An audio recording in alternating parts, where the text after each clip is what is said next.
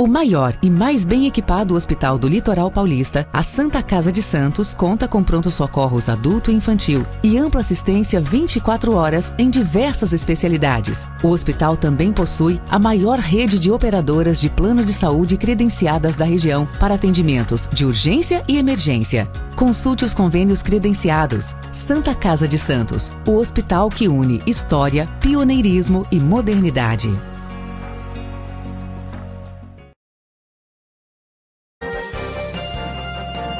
Começa agora Jornal em Foque. Apoio Santa Casa de Santos, cada dia mais completa. Olá, estamos iniciando mais um Jornal em Foque. Você nos acompanha sempre pelas nossas redes sociais, no nosso Facebook, facebook.com.br jornalbocnews, nosso canal no YouTube, youtube.com.br bocnewstv. Também pode nos acompanhar pelas demais redes sociais. Lembrando, reprise, 5 horas da tarde na TV com Santos, canal 8 Vivo, 11 Net Claro, 45 da ViPway e no mesmo horário, 5 horas da tarde, Rádio Santos FM, 92,5 MHz, mais uma possibilidade de você acompanhar o Jornal em Foque. Hoje vamos falar muito sobre política, afinal, estamos aqui ao lado dos mais experientes políticos da cidade de Santos, aqui, o sempre vereador Antônio Carlos Banha Joaquim. São 6 mandatos consecutivos e 2, como ele disse, fracionados. Ele agora teve em abril também à frente aí do Legislativo, também de volta ao Legislativo de Santos, aí depois de um período curto aí ausente do Legislativo, e foi figura marcante, como sempre, nas questões e nas discussões do Legislativo, que o Legislativo de Santos, aliás, tem borbulhado, pegado fogo literalmente. Antônio Carlos Banha Joaquim, seja bem-vindo, obrigado pela sua presença. Obrigado você, professor De Maria, obrigado Chalubre, obrigado a toda a família BocNews, né?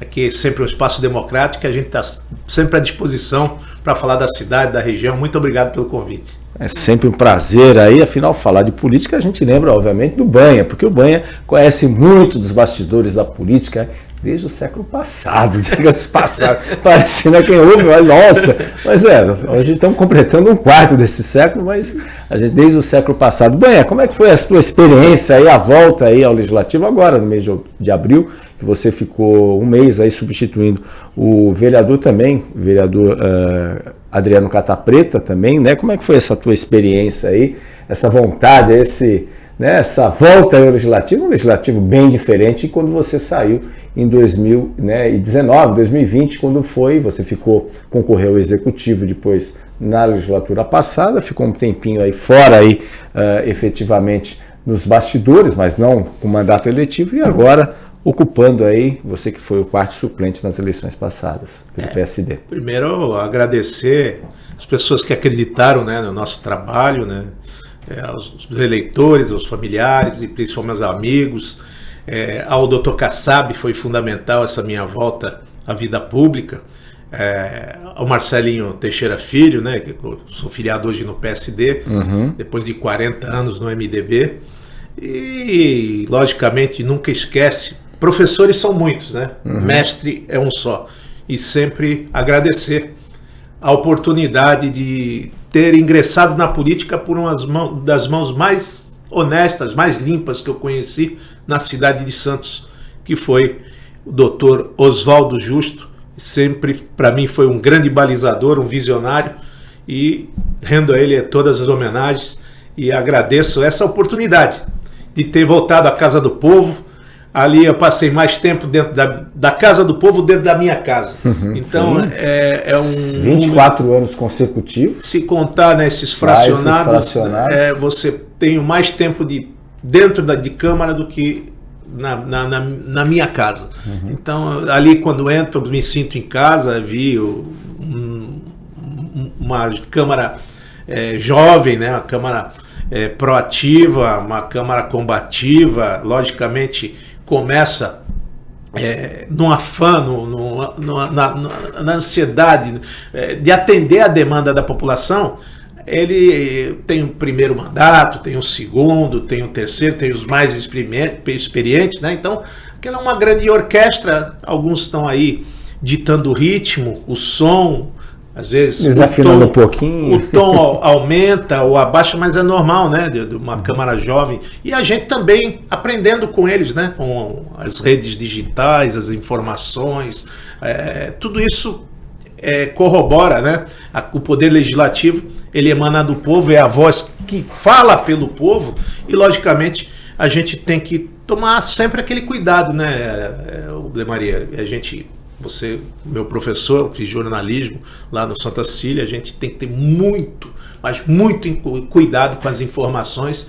A gente não pode confundir liberdade de expressão, que é uma linha tênue, né, com a questão da inviolabilidade da palavra, porque o parlamentar ele tem que falar das coisas do interesse peculiar do município, mas não pode ultrapassar a questão do crime contra a honra. Às vezes você, numa discussão acalorada, você desliza, derrapa, você colide, você afronta, né, o crime contra a honra, que é a injúria, a difamação, calúnia. Uma coisa é o administrador, outra coisa quem está atrás da mesa. Ali atrás da mesa tem um pai de família, uma mãe de família, e a gente também não pode fazer o prejuízo, né, o preconceito daquilo que está sendo informado. A gente quer informação, está ali para investigar, né, principalmente amealhar informações para fazer o que? A fiscalização. Esse é o mistério do vereador, fiscalizar os atos do executivo, as coisas que acontecem na cidade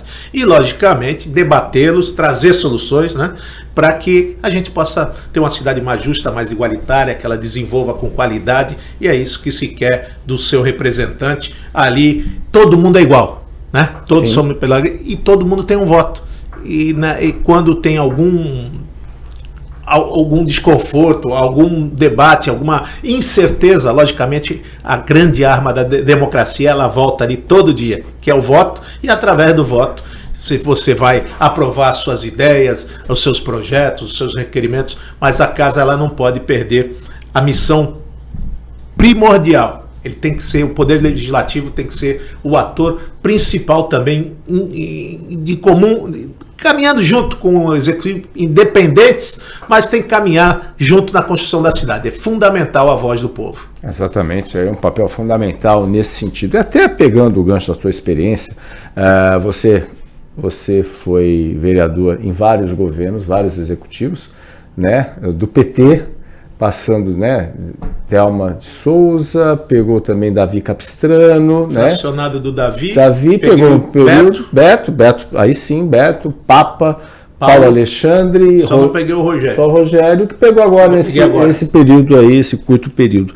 Qual é a tua avaliação da relação do Executivo com o Legislativo e as mudanças que aconteceram ao longo desse longo período, né, que são visões distintas, né, visões, obviamente, e o mundo também mudou muito rapidamente. Você falou agora a questão das redes digitais, que não tinha na época quando você entrou. Por isso que eu falo, né, isso é do século passado, mas é coisa tudo muito recente, as coisas estão acontecendo muito rapidamente, né, e hoje a gente vê hoje qualquer vereador, não digo todos, mas boa parte deles usam as redes sociais, muitos foram eleitos, inclusive, pelas redes sociais, e usam as redes sociais para efetivamente mostrar o trabalho, autopromoção, enfim. Essa superexposição, ela tem um ponto positivo, mas tem um ponto negativo, que a cobrança também é maior. Como você avalia isso aí pela tua experiência política? Como você avalia isso, até pegando esse gancho, essa linha tênue que você falou entre liberdade de expressão e até onde vai a liberdade de expressão e também você atingir aí outros pontos que são pontos muito delicados. Como é que você avalia isso pela tua experiência? Eu senti um grande choque. Eu estou entendendo hoje o que o saudoso Noé de Carvalho e o Fernando Oliva me falaram quando eu entrei na Câmara. Você vai sentir o choque de gerações. Mas não é o choque de gerações que me assusta no processo, principalmente democrático, no processo político. O que me assusta é os partidos fugindo a sua responsabilidade e se afastando cada vez mais das ruas. Então o calor do mandato é o calor humano, é o contato. E esse contato ele está desassociando. A ferramenta ela virou o principal. Imagine se tivéssemos o conteúdo programático, né? O conteúdo, como nós começamos lá na década de 80, 84, com as escolas. O MDB tinha a escola do legislador, né? Você já entrava praticamente quase preparado, sabendo a lei orgânica do município, o regimento, a própria Constituição Federal, quais os caminhos, quais as ferramentas. Você pegava a experiência de um Oswaldo Justo, de um Esmeraldo Tarquínio, conheci Franco Montoro, conheci Ulisses Guimarães. Então, são pessoas emblemáticas e pessoas que fizeram história. E dentro da sua história nós conseguimos amealhar 1/10 daquele conhecimento. O que aconteceu? Essas coisas elas se perderam, os partidos foram aumentando. Não há necessidade de a gente ter aí 40 partidos, 30 e poucos partidos, não tem tantas correntes de ideais tão distintas assim. Não. Então, e até para governar. Partido é parte, como diz o nosso grande jurista Michel Temer, partido é parte. Nós somos parte de um partido e alguns, entre aspas, têm mais parte, ou seja, são donos dos partidos. Aí começa a grande bagunça a nível nacional. A gente vê alguns partidos que decidem no município aquilo que não foi decidido, não foi respeitado no estado, o que foi decidido no município, e não foi respeitado na esfera nacional. Então já há um desequilíbrio. Se para aproveitarmos aí esse equilíbrio, na vida é tudo equilíbrio. A ferramenta que é de suma importância, que hoje fala forte, que mostra para todo mundo as necessidades, que vem com uma velocidade muito grande, com o conteúdo, é como se fosse uma televisão, né? O conteúdo é caro, a televisão está lá ligada. Agora, se você tiver um conteúdo bom, com uma máquina boa, com certeza você vai fazer a cidade desenvolver, chamar atenção para os problemas, trazer resoluções, participar mais, ter uma atuação mais ativa, mas não pode esquecer o essencial, o calor humano. As coisas acontecem no município e acontecem em cada bairro da cidade. As pessoas precisam estar nos bairros. Quando eu criei isso, a escola do Legislativo lá atrás, eu já sentia a falta dessa... os partidos estavam deixando de fazer a lição de casa. Parece que só lembram dos partidos no momento eleitoral, que é na hora de constituir chapa, e agora muito mais, porque são as chapas puras. Então você precisa criar pessoas, lideranças, fazer um diretório mais ativo, mais participativo, para trocar essa experiência, a parte sindical, a parte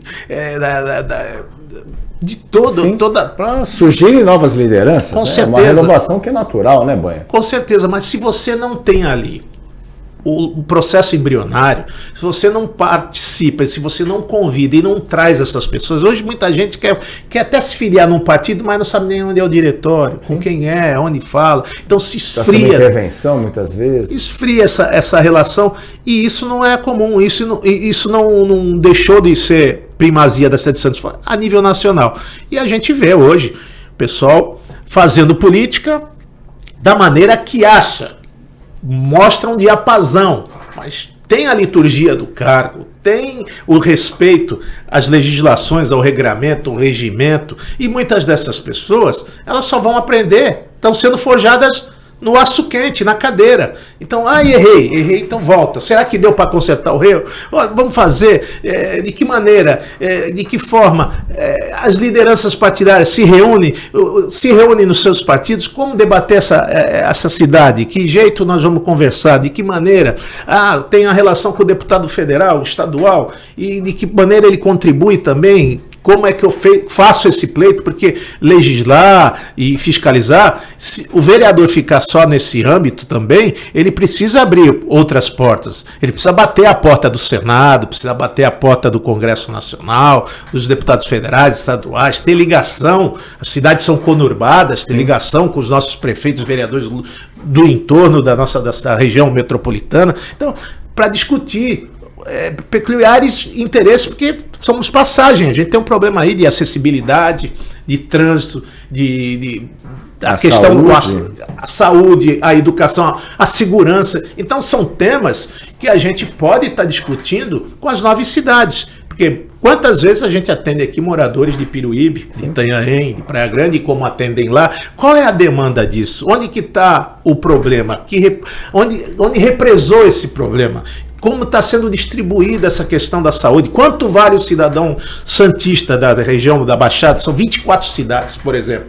24 cidades com o Vale do Ribeira. Será que um efetivo de 4.600 homens da Polícia Militar atende a demanda desses 24 municípios? Por que a população se sente mais segura, por exemplo, na Operação Verão? Porque vem 25% a mais de efetivo. Será que está na hora de discutir? Mas tem um problema. Qual é? A previdência dos policiais militares. Se eu contratar mais, como é que vai ser essa caixa de previdência? De que maneira vai ser isso? Teve aumento recentemente, mas não foi o aumento que foi prometido. Então, tudo é uma questão que envolve uma política macro. Então, a gente está vendo, mas são discussões rasas, elas não são aprofundadas. Por quê? Porque o representante que está lá, primeiro, ele está chegando, está voltando, está começando. E até os mais experimentados precisam se alimentar da boa informação. Ele precisa se aprofundar para conhecer o Estado, para conhecer a sua nação, conhecer o país, de que jeito essas verbas são distribuídas, de que maneira, tudo é conta, tudo é custo. Então, hoje, se eu fizer uma enquete, falo assim, vamos ler a Lei Orgânica do Município, o Plano Plurianual, a LDO, vamos ler o orçamento.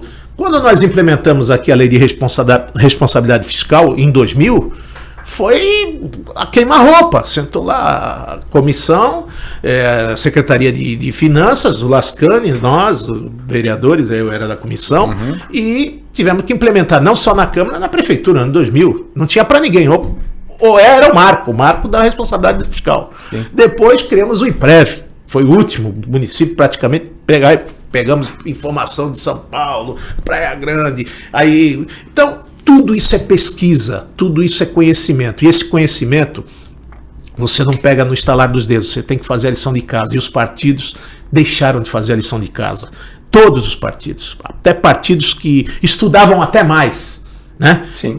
Tinham partidos mais organizados, não que são partidos trabalhadores, sempre teve, faz a meia-culpa em relação a isso, né?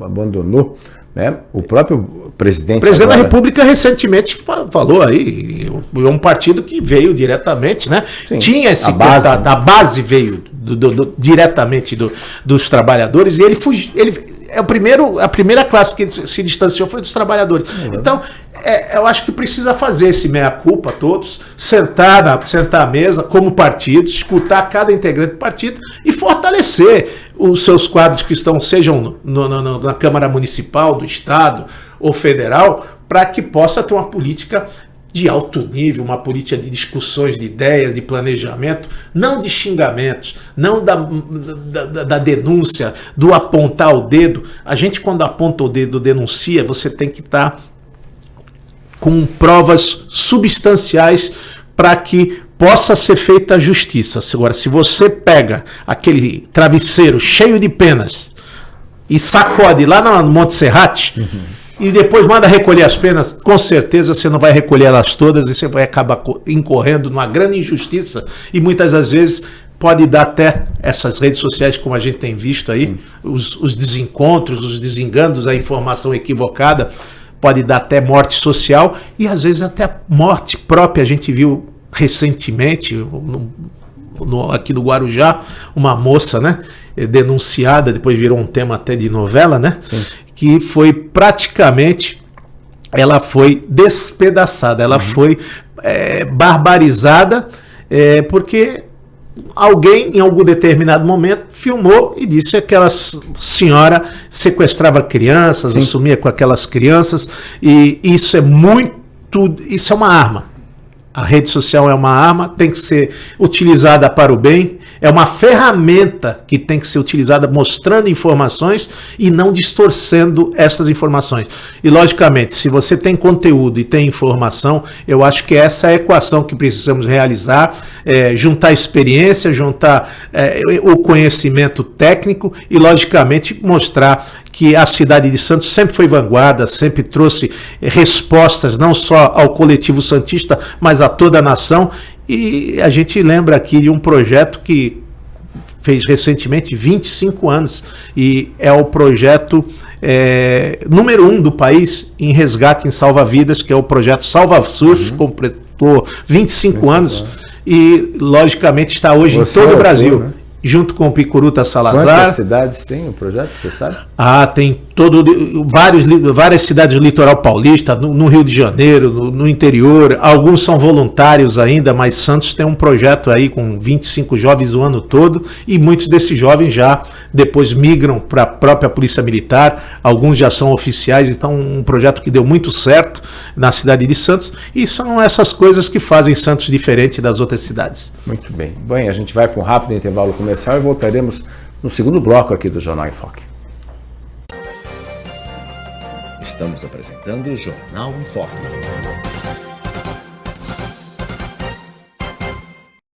O maior e mais bem equipado hospital do Litoral Paulista, a Santa Casa de Santos, conta com pronto-socorros adulto e infantil e ampla assistência 24 horas em diversas especialidades. O hospital também possui a maior rede de operadoras de plano de saúde credenciadas da região para atendimentos de urgência e emergência. Consulte os convênios credenciados. Santa Casa de Santos, o hospital que une história, pioneirismo e modernidade. Você quer receber notícias do BocNews no seu celular e e-mail? É fácil. Acesse bocnews.com e inscreva-se para receber a edição digital do BocNews no seu final de semana. E para receber também o boletim diário, resumo do dia, sempre de segunda a sexta, envie uma mensagem pelo WhatsApp 13 99123 2141. Fique bem informado e receba sempre conteúdo de qualidade com a credibilidade do BocNews.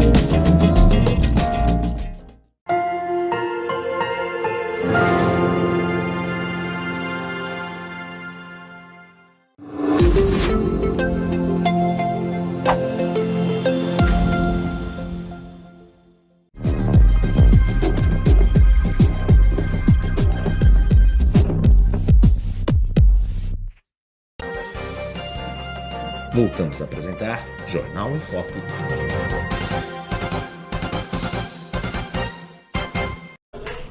Estamos de volta no segundo bloco do Jornal em Foque de hoje, trazendo como convidado o ex-vereador, sempre vereador, 6 mandatos consecutivos, mais 2, esteve agora em abril, né, na Câmara de Santos, apresentando vários projetos no Legislativo Santista. O Antônio Carlos Banha Joaquim já foi candidato também a prefeito, né? A gente tem que lembrar isso daí, essa passagem também, né? Abdicou aí de uma provável reeleição em 2020, né, para poder aí, homem de partido, que era até então do MDB, hoje ele está no PSD. Até pegando o gancho, vereador, da tua experiência nesse mês aí que você assumiu a Câmara, você apresentou vários projetos, né? Você sempre uma defesa eloquente aí das suas ideias, das suas propostas aí, para a gente resumir aí alguns projetos que foram apresentados aí nesse sentido, porque é importante, imagina, você estava fora 4 anos, né, depois de 24 anos aí seguidos, ficou fora, né, abdicou para poder ser candidato a prefeito em 2020, mas é claro, muita coisa, aquela vontade, né, não sai do sangue, né, o legislativo, que nem você falou, ficou mais tempo na Câmara do que... Política já está no DNA, né? Então, exatamente. Há muito tempo, comecei já na tenra idade lá como cabo eleitoral do Oswaldo Justo em 84, né? Primeira eleição, né? Com direito a voto, já tínhamos autonomia da cidade, isso foi de suma importância a nossa participação ali. E com o tempo a gente veio acompanhando essas mudanças, e nessa passagem pelo Legislativo eu fui buscar alguns, já cheguei na primeira sessão, fiquei muito contente, porque os sonhos não envelhecem, né? Sim. E o vereador ele tem as suas limitações, né? Ele tem os seus sonhos, mas ele não tem a caneta. Ele não pode discutir sobre receita, sobre despesa, tudo é inconstitucional, mas se o vereador também não tiver ousadia para poder legislar, para você costurar, para sentar com o executivo e mostrar que aquela é uma grande saída, logicamente você vai também passar pela Câmara e não apresentou absolutamente nada. Minha primeira sessão, eu deparo com um projeto que tinha apresentado no governo Paulo Gomes Barbosa, governo Paulo Alexandre Barbosa, e falava sobre a farmácia popular. E foi vetado esse projeto. E eu fiquei feliz, porque um dos maiores defensores da causa animal de Santos, diga-se de passagem, é o Benedito Furtado. A gente fez alguns trabalhos, mas igual o Benedito Furtado não conheço, com relação à sua insistência, persistência, determinação. É uma causa que ele abraçou. Sim. E vi aquele projeto da mesa. Aí eu olhei e como tinha vetado o projeto lá atrás, eu entrei com um de amigos do PET para tentar acomodar de alguma forma aqueles estabelecimentos que pudessem ajudar de uma maneira positiva e ter uma reciprocidade com o executivo. Mas o Benedito apresentou novamente, recentemente, e consegui aprovar aquele projeto, e hoje está sendo colocado, tem 180 dias aí para ser colocado em vigência, cumprimento a determinação do Benê, e vi esse projeto novamente, né, reacender, caminhar, e está aí. A farmácia popular vai ser um grande projeto, vai ter um hospital veterinário, vai ter também um hospital pediátrico, então tem muita coisa no plano de governo desse segundo mandato do Rogério Santos, que participei também, né, da construção do plano de governo. Acredito, quem apoia participa, e eu acredito na construção, acredito no coração e principalmente na cabeça do Rogério com seus pares, do modo que ele está enxergando esse seu segundo mandato. Não pensa que ele está sentado, que ele está acomodado. Não, ele está até incomodado, que tem muita coisa para se fazer, principalmente na parte de zeladoria, manutenção, coisas que os equipamentos eles vão crescendo. A gente vai inaugurando outros equipamentos, mas a manutenção é primordial, e a gente tem cobrado isso, tem falado isso. É uma preocupação, né? Não adianta você inaugurar e depois não manter. Esse é um grande problema. Aconteceu muito na área do esporte, né? Perfeito. Várias praças esportivas. E os colégios, nós temos 88 escolas, então elas precisam, tem escolas até centenárias. Imagine o choque. Você lembra, até eu vou citar aqui um caso que não é desculpa, é a questão do Alegra Centro. Nós chegamos no momento que colidiu o que era patrimônio histórico com a segurança, com a relação ao AVCB. Tanto é que nós tivemos vários equipamentos que não puderam, abriram, depois tiveram que fechar.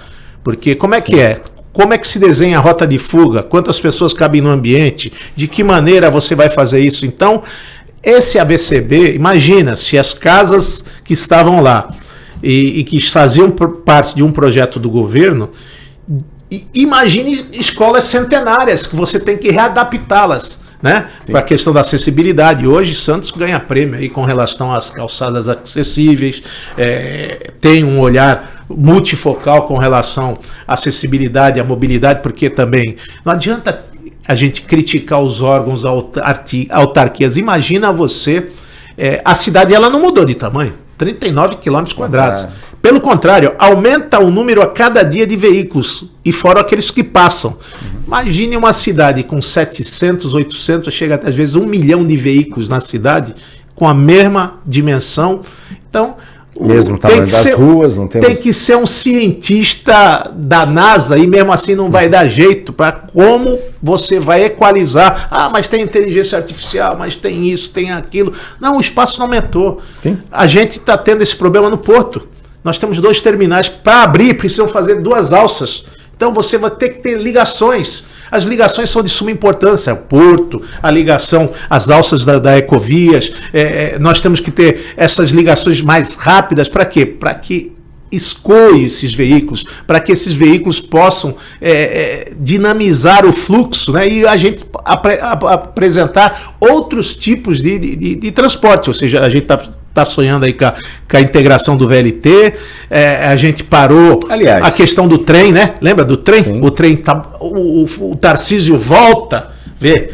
O Covas parou com os trens lá atrás, Mário Covas. O Tarcísio, depois de 30 anos, volta, e a gente sempre fala, para você equalizar a questão do modal, a gente todo é rodoviário, tem que equilibrar para o ferroviário e para o aquaviário, e agora já se fala até em ligações de transporte coletivo pela água, porque todas as cidades são praticamente margeadas pelo mar. Então, nós temos que ter essa inteligência, e Santos tem essa capacidade, tem gente qualificada para isso, dá para fazer mais, Santos pode mais, e pode sim sentar, e a gente falar o que falava já lá o Tércio e o Márcio lá atrás em São Vicente. Precisamos conjugar o verbo do cidadão metropolitano. Não adianta estar bem em Santos, mas meu vizinho de Piruíbe, ele não tem lá uma condição, o de Itanhaém, de Pedro de Toledo, precisa equalizar. E qual é aí entra a função de quem? Do Estado. E o Estado, a gente precisa ter voz. E para ter voz precisa ter representatividade. Então a gente vai ter que passar por uma próxima eleição. Eu sonho ainda que tenhamos aí 7, 8 deputados estaduais, 7, 8 deputados federais, porque aí você tem voz. Você consegue trazer os holofotes e mesmo nesses dias difíceis, nós conseguimos, através deste governador, do Tarcísio, com a influência dos políticos locais, que ele tivesse um olhar mais ameno, né? Um olhar mais apurado para o cidadão santista. A gente sabe que nós temos 2 milhões de habitantes aqui na região, então o coeficiente é baixo, né? É difícil de brigar com Ribeirão Preto, é difícil de brigar com São José dos Campos, porque o número de moradores é maior, o número de representantes é maior, mas nós conseguimos. Isso é habilidade política, isso é bater a porta, político tem que ter trânsito. Não se faz política com ódio no coração, com o coração cheio, com batendo a mesa. Não, você tem que fazer política mostrando dados, mostrando números, mostrando as necessidades. E nós apresentamos o IPTU Verde, que era um sonho, a gente fala de clima, né? Toda hora, a questão climática, o que a gente vai aproveitar, energia solar, captação de água, recurso, calçada verde, apresentamos esse projeto novamente do IPTU Verde, um conselho, Santos e Baixada, acho que é o local que tem mais artistas marciais, criamos um conselho das artes marciais, falando com o nosso querido e eterno campeão Rogério Sampaio, um conselho consultivo, para que a gente não fale só da competição, mas fale da ferramenta social, da filosofia de vida, para conter o ímpeto de violência, para que a gente possa fomentar isso nas escolas e escutar esses grandes mestres, para que a gente possa estar sempre inovando e utilizando a arte marcial como uma grande ferramenta na parte social e também de segurança pública. Aliás, aquele espaço, inclusive para ser inaugurado, tem alguma previsão ali? Perto da Arena Santos, também justamente de artes marciais aí, você também é um praticante, né? Tem que destacar isso também, né, pai? É verdade. E ali... Como é que sai aquela obra? Ou sai antes lá ou a VLT acaba funcionando? Que essa é outra também, né? Sai. As obras vão saindo, elas vão acontecendo, elas estão... a gente, na campanha que fiz a prefeito, bati bastante nessa... até a pessoa, o que está fazendo? O Banha ficou louco, entrou dentro do DIC com um barco, mostrando as condições. Isso em 2019, antes já tinha falado daquela situação, porque discutia muito com as estatísticas da Sabesp, falava assim, pô, Santos tem o maior, a cidade número 1 de saneamento, mas acho que esqueceram da Vila Gilda, então não faz parte de Santos, ali o esgoto in natura, então brigava ali, mostrei, e eu fiquei contente, porque foi o único prefeito realmente de coragem, diga-se de passagem, porque todo mundo abraça na eleição, corre, fazer casas populares, mesmo que sendo um projeto piloto, 60 unidades. 60 unidades, transformando aquela região numa vila, num bairro da Vila Gilda, criando policlínica, criando posto de atendimento. Bom prato. Merece um respeito. O prefeito de Santos, Rogério Santos, ele não só tirou do papel, fez acontecer, está em obra, está regulamentando. As regularizações fundiárias, era um sonho. Vinha, quantas vezes eu vi lá o pessoal da Vila Progresso, São Manuel, Caruara, as coisas já estão sendo transformadas, as pessoas já podem sonhar com a casa própria. Então, são coisas que as vilas criativas, elas estão gerando vários empregos, várias oportunidades. E isso é de suma importância a gente falar. As coisas boas do governo têm dificuldade, tem problema, lógico, a cidade não está pronta, ela está se modernizando, precisa fazer a lição de casa, os equipamentos cresceram, se olhar com esses equipamentos, será que nós vamos ter que fazer mais uma regional aqui para atender o atendimento dos serviços de manutenção e zeladoria? Como é que se comunicam os equipamentos da saúde e da educação com a zeladoria no contexto como geral, né, da cidade? O retrabalho, o planejamento. Eu vou asfaltar tal rua. Se a rua vai ser asfaltada, Eu tenho que sentar na mesa com a Prodesan, com o Gás, com o pessoal da Sabesp, do Claro, do Vivo, porque eu acabo de consertar uma rua, o cidadão já vem e já vai destruir a rua para passar a tubulação. Sim. A Prodesan foi feita para isso, lá na década de 70. Né? A gente viu o planejamento, tinha essa conversação. Então, essas coisas são de suma importância para que aconteçam as coisas diferenciadas na cidade e a gente veja o resultado efetivo. Até pegando esse gancho também, a gente está finalizando o segundo bloco, mas houve até a questão da proposta aí do Viva o Bairro, né, ir para o bairro, e aí houve até um estresse dentro da Câmara de Santos também, porque muitos vereadores acharam, você está fazendo meu papel aí. Como você avalia esse tipo de trabalho aí, nesse sentido dessa questão do poder público junto aí de atender as demandas dos munícipes, e muitos vereadores ficaram, obviamente, um pouco, não gostaram muito, isso reverberou na Câmara também. Eu achei que ali foi um ruído de comunicação, né, entre o Executivo e o Legislativo. Faltou conversar primeiro, você acha, pela tua experiência? Lógico, um programa, eu achei, o programa não é novo. Já tivemos vários nomes. O Beto tinha um que ficava dentro da rádio, né? E todos os seus secretários, ele perguntava, fala prefeito, né? Aí depois tinha o do Papa, que era o bairro a bairro. Bairro a bairro. Aí veio o Paulo. A ideia, como se você memorizar, a gente está falando do distanciamento que o poder público tem com o povo e o povo com o poder público, os partidos têm. É uma grande oportunidade.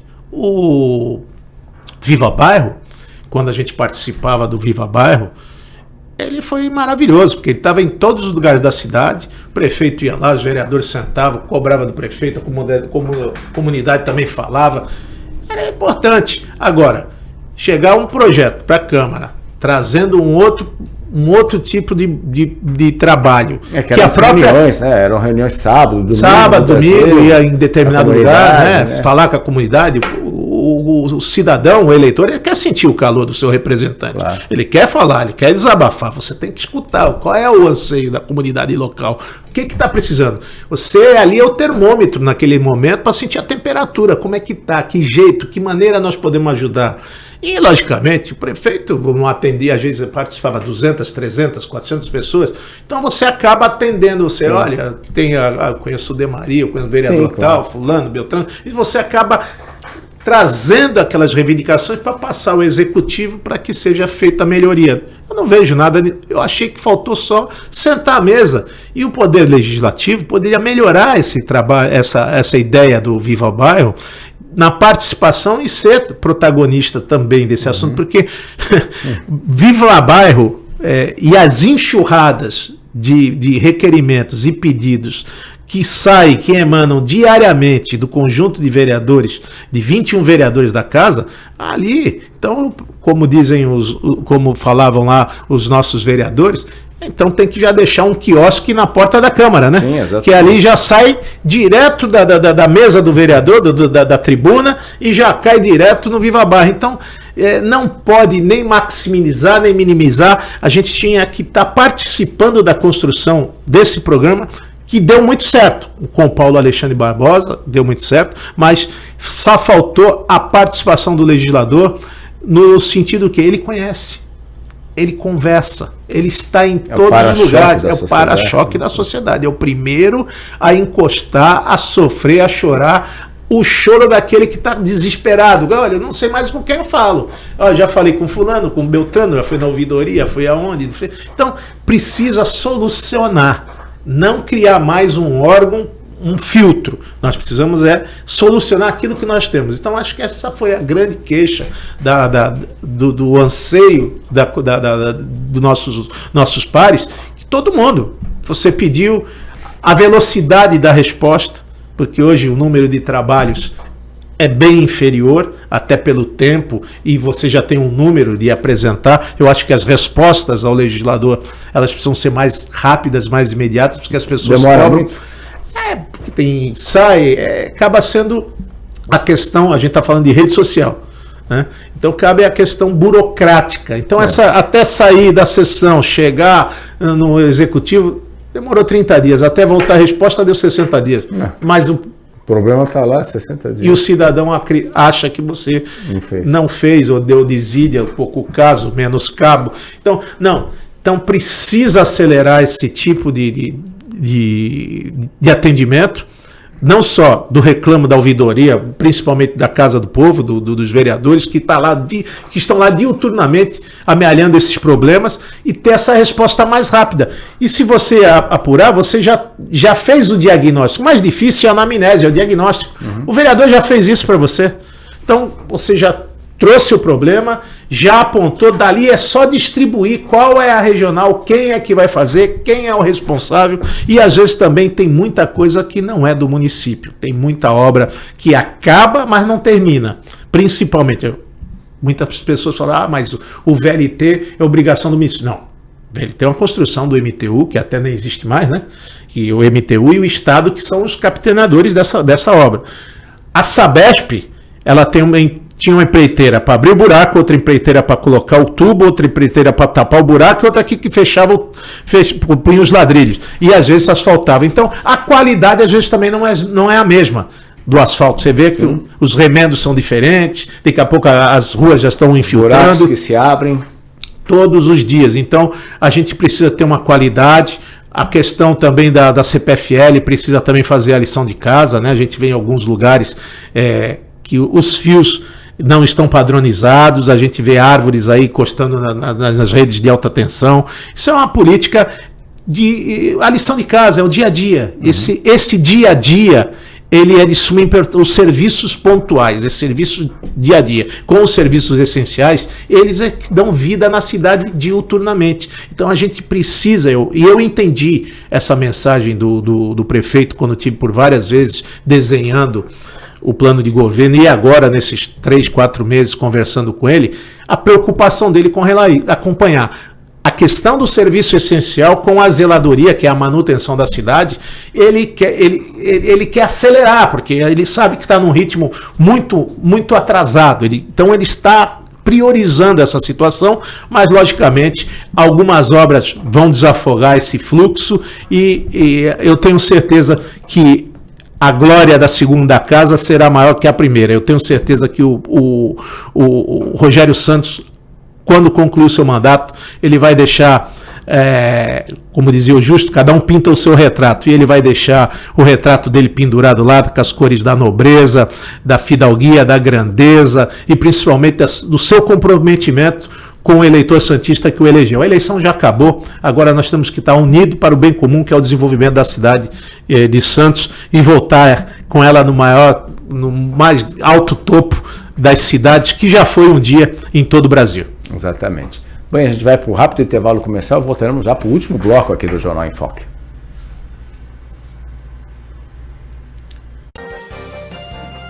Estamos apresentando o Jornal em Foque.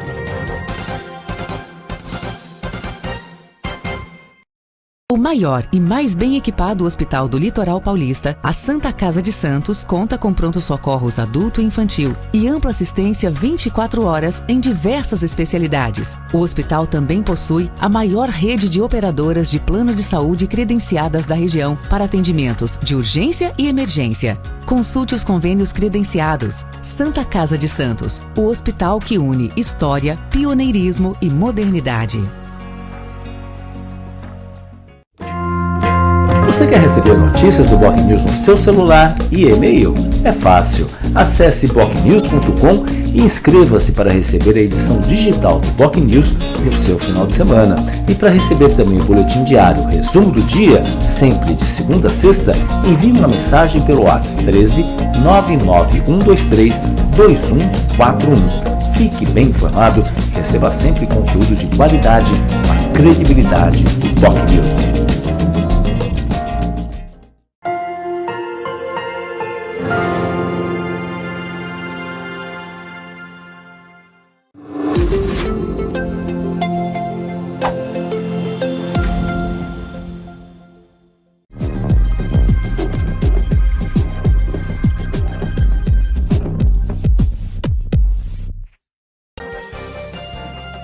Voltamos a apresentar Jornal em Foque.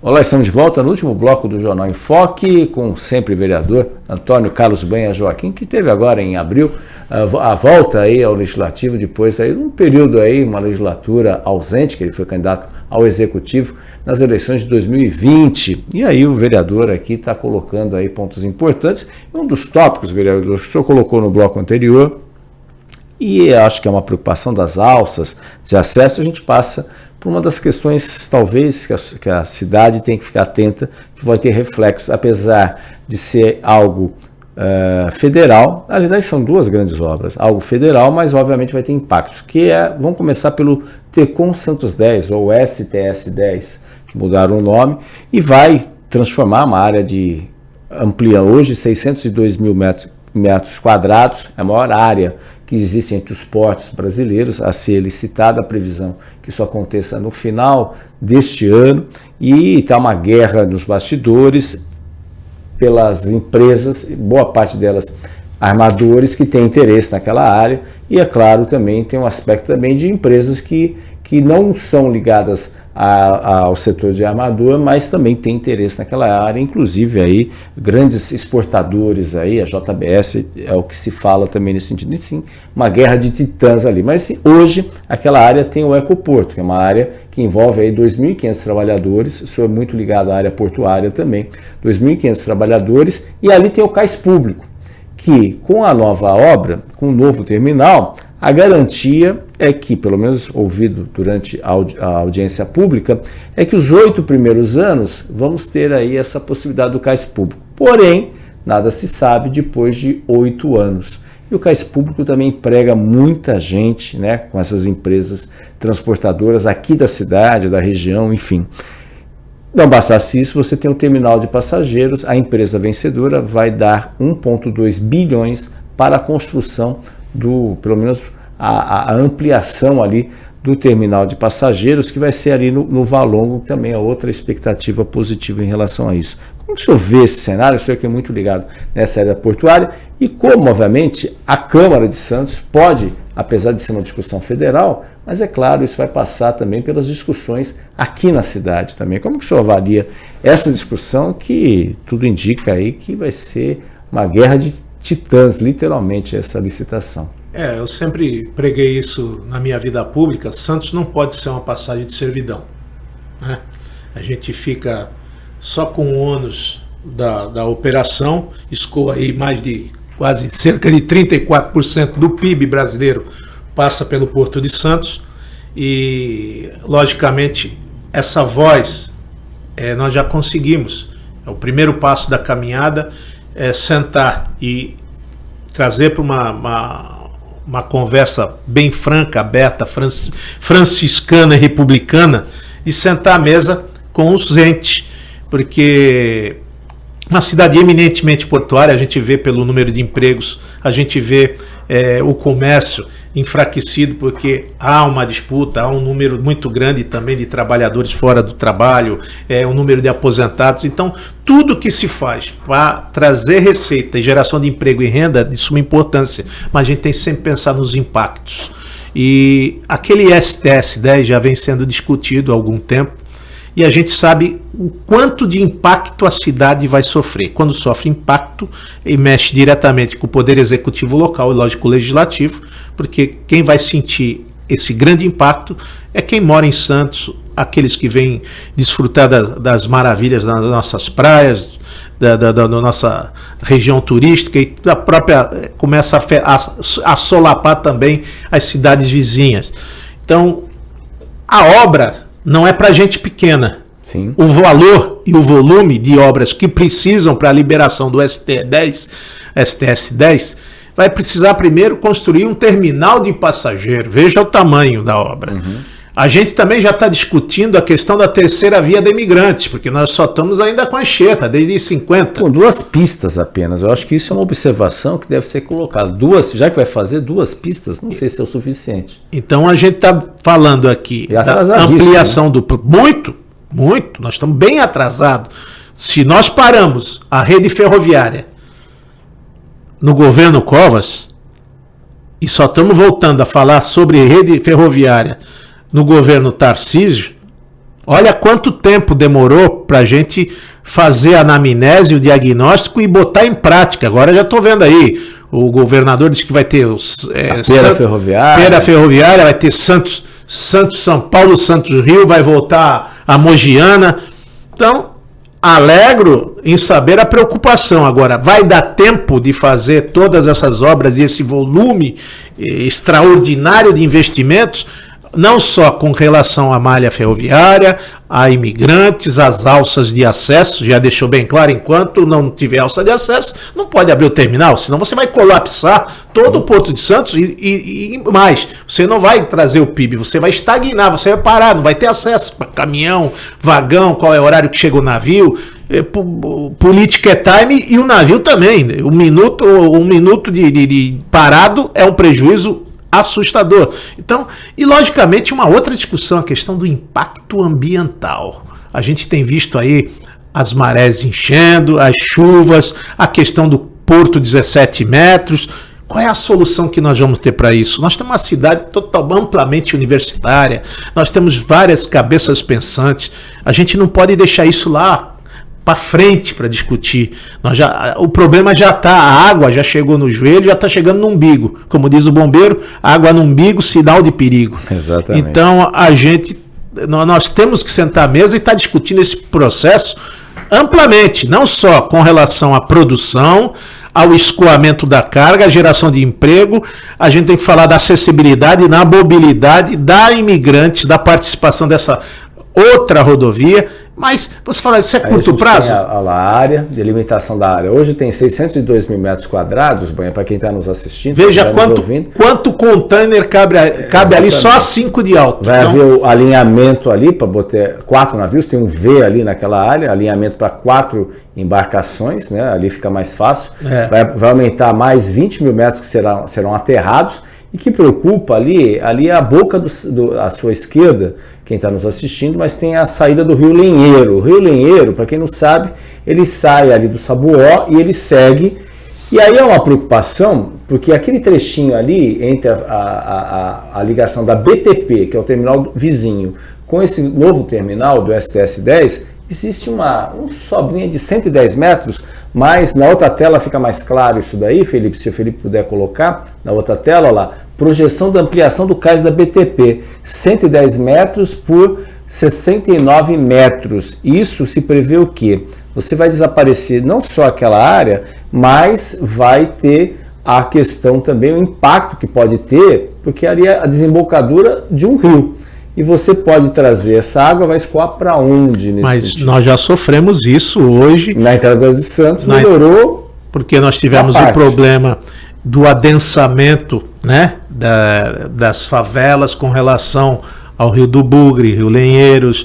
A gente fala muito, olha, precisamos drenar, fazer a dragagem do canal, mas e a dragagem dos nossos rios? Eles precisam ser feitas, porque o que acontece? Quando a desembocadura do canal ela aumenta, transborda para dentro do rio, então dá aquele refluxo e que acaba adentrando as casas. A gente vê hoje em alguns lugares que não precisa nem chover. Não, maré alta. Maré alta já dá alaga as residências. Então nós temos que trabalhar com esse equilíbrio. O Estado tem que estar atento, porque esse é um programa, um processo metropolitano. Então o Estado é parte dessa discussão também, não é só União, Estado, município, porque São Vicente é mais baixo que Santos. Então se você praticamente tem as bolsas, que agora a gente fala aí dos piscinões com as estações elevatórias, eu vou jogar para a água, e essa água vai escoar para onde? Para o mais baixo. Então eu vou inundar São Vicente. Acontece lá em São Vicente. Então vou ter... são assuntos que você tem que discutir metropolitanamente. Você tem que discutir com o Estado, com a União. Tudo isso é impacto. Todo mundo quer ganhar. Olha, é bom. Os players que estão interessados nessa área são fortes? São. Não é competição para pequeno, mas a gente tem que pensar no quê? Na distribuição, na geração de emprego e renda e principalmente no equilíbrio da competitividade. Nós não podemos desperdiçar a serventia e principalmente o cais público, porque se você desequilibrar a questão do armador ou do transportador ser dono, ele já é dono do navio, vai ser dono do terminal, já dá carga, e não, o trabalhador, o que ele representa nessa figura? Sim. A economia da cidade fica onde? A geração de emprego e renda. Então, vai. Não, mas precisamos discutir isso de uma maneira bem aberta, para que todos possam, de uma maneira, nós não podemos enterrar o cais público. Ele gera emprego, gera renda. É uma preocupação muito grande. E isso é de suma importância para a cidade, sobrevivência da cidade e para o país também. Porque você também, nós não podemos fazer um monopólio aqui, um cartel. Nós temos que ter, sim, a igualdade da competição, que venha a proposta mais adequada. A gente sabe que já por si só, pelo volume do numerário a ser investido, poucos serão os competidores. Hoje há a moda da fusão, da parceria de grandes empresas, até os próprios armadores e terminais tentando participar ativamente desse processo, mas tem muita coisa que precisa passar pelo poder público para a gente não pagar esse preço alto lá na frente, com relação à mobilidade, à acessibilidade. A gente já discutiu o 4x3, os 10x1, as vias de acesso, né? Uhum. O santista sempre é prejudicado, a região sempre tem dificuldade, se aumenta 10, 12 pistas aí, mas a gente fica só com 2 ou 3, a questão Essa nova pista da Imigrantes, pelo menos que eu li até agora, serão 2 pistas. Demoramos mais de um quarto de século para se discutir e colocar em prática. Isso é só o projeto ainda, não é o projeto, não há nada prático, só o projeto. Vai estar previsão 2030, 2031 e 2 pistas. Será que isso vai resolver com o aumento da demanda que a gente está tendo? Sim, né, Bueno? Você vê recentemente as ondas fortes criadas lá do outro lado, do lado da Ilha das Palmas, ali na Pouca Farinha, que é tudo impacto de dragagem, de que maneira a gente vai fazer isso, qual vai ser a proteção que nós vamos ter com relação à ressaca. A Ponta da Praia passa momentos difíceis. E eu levantando as pesquisas recentemente no Santa Cecília, a gente está preocupado com o número de esgotos clandestinos na cidade. Isso me preocupa bastante. Recentemente participei de uma reunião na Faculdade de Santa Cecília com relação aos peixes do entorno do canal estuário. Me chamou a atenção as vísceras, o que continham nas vísceras desses peixes, de Maria? Uhum. A maior quantidade... Cocaína e anticoncepcional. Uhum. Uma coisa assustadora que eu não tinha nem... imaginava. Inclusive mudanças, né? Mudanças nesse sentido. A gente está vendo aí... Da questão biológica dos peixes. A Sabesp foi privatizada, Santos precisa cobrar essa balneabilidade das praias, a questão desse fluxo do que acontece com relação ao dispositivo da região coletora de saneamento básico. Que maneira, qual é a clandestina, de onde vem? A gente está vendo alguns absurdos, algumas empresas jogando a céu aberto, óleo que aparece no canal 3, outro que aparece no canal 2. Então, de algum lugar está vindo, e essa fiscalização ela não está acontecendo. Nós precisamos, sim, analisar esse processo. O processo, como dizia o nosso saudoso mestre, dizia, projeto principal, secundário, global e simultâneo, ou seja, tudo. Não adianta você disputar a parte do processo que vai trazer investimento e renda, vai escoar mais PIB, o Brasil vai ficar mais rico, mas de que maneira ele vai ficar rico, qual é o prejuízo que vai fazer naquele entorno, de que maneira você vai equilibrar essas empresas que investiram em Santos, como vou gerar emprego e renda, de que maneira vai aquecer os cofres públicos, para diminuir o quê? Quando você põe o pão sobre a mesa, dá oportunidade ao trabalhador levar o pão sobre a mesa, você tira ele do balcão do assistencialismo. Quando você coloca a oportunidade para que ele possa trabalhar e ganhar esse direito ao trabalho, ele tem o sonho da casa própria. Então, uma coisa puxa a outra, e essa questão ela não pode ser discutida não só pela autoridade portuária, que eu quero cumprimentar aqui o Pomini, um cara que sempre aberto, esteve na Casa do Povo, As portas da autoridade portuária estão sempre abertas para qualquer pessoa, nos recebe com muita fidalguia, grandeza, anota os pleitos, estuda de que maneira, tem uma relação muito boa com a cidade. Acho que é um momento único que a cidade vive, tem que aproveitar o momento. A política é o time. Então, o momento hoje de abertura de trânsito, a gente tem visto o Paulo Alexandre Barbosa incansavelmente, é ministro, é ministério, os ministros estão passando mais por aqui, o governador tem passado mais por aqui, a autoridade portuária tem feito o seu papel. Aí, nunca vi tantas vezes aqui o presidente da Ecovias. Então, política é o time. Vamos aproveitar esse time que todos estão à mesa e procurar solucionar esses problemas da maneira pacífica, ordeira, e que Santos ganhe, Brasil ganhe, e São Paulo avance, que São Paulo é a locomotiva do Brasil. Perfeito. Banha, obrigado pela sua presença, participação, sucesso aí, quem sabe de volta ao Legislativo, vamos aguardar aí, né, os próximos passos, mas obrigado pela sua presença, os microfones do Jornal em Foque estão sempre abertos para a sua participação.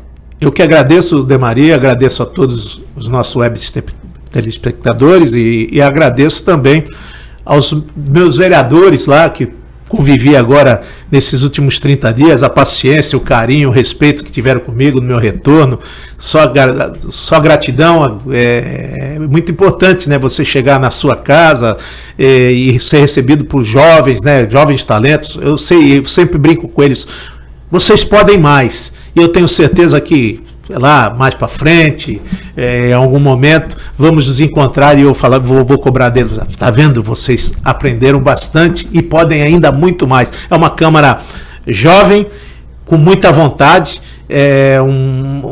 seja a situação, seja a oposição, independente da coloração partidária, vejo que são muito proativos e agradeço o respeito, a consideração, o carinho que tiveram comigo, tanto do PSOL, do PT, do PL, de qualquer que seja a agremiação da situação da oposição.